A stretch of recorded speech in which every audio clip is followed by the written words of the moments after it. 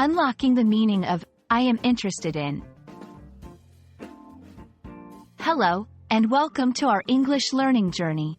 Today, we're diving into a phrase you've likely heard or used yourself, I am interested in. This phrase is a key tool in expressing preferences, desires, and curiosity in English.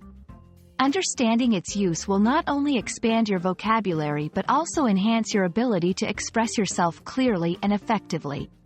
Let's explore together. I am interested in is a phrase used to express a person's liking, curiosity, or preference for something. It's a way to share what you find appealing or worth exploring. For example, saying, I am interested in learning new languages, communicates that you find the idea of learning languages appealing and that you may seek opportunities to learn them. This phrase can be followed by nouns or gerunds, verbs ending in ing that function as nouns. Here are some examples.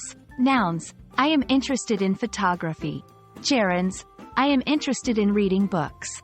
It's a versatile phrase that fits well in both formal and informal settings, making it perfect for conversations, writing, and professional environments.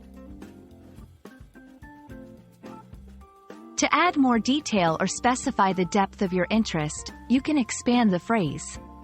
For example, I am particularly interested in abstract painting. I am interested in learning Spanish to communicate with my friends in Spain. This allows you to express not just your interest, but also the reason behind it or the extent of your enthusiasm. While using I am interested in, it's important to avoid common mistakes. Do not confuse it with I am interesting in. The correct form is interested. Remember to use a noun or a gerund after the phrase. Saying, I am interested in to play soccer, is incorrect. It should be, I am interested in playing soccer. I am interested in is more than just a phrase. It's a bridge to sharing your passions, preferences, and curiosities with the world. We hope this video has illuminated its usage for you, making your English communication richer and more precise. Keep practicing, stay curious, and until next time, happy learning!